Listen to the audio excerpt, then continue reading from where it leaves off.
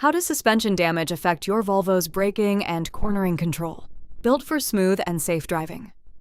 Volvo vehicles are known for their smooth ride and strong safety performance on the road. The suspension system plays a big role in keeping your drive stable and controlled. Less grip means longer stopping distance. When shocks or struts wear out, your tires cannot stay firmly connected to the road. This reduces grip and can increase braking distance, especially during sudden stops. Front-end dipping while braking. A damaged suspension often causes the front of the car to dip forward when braking. This makes the vehicle feel unstable and less balanced in emergency situations.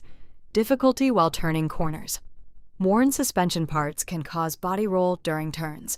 You may notice slower steering response or the car leaning more than usual.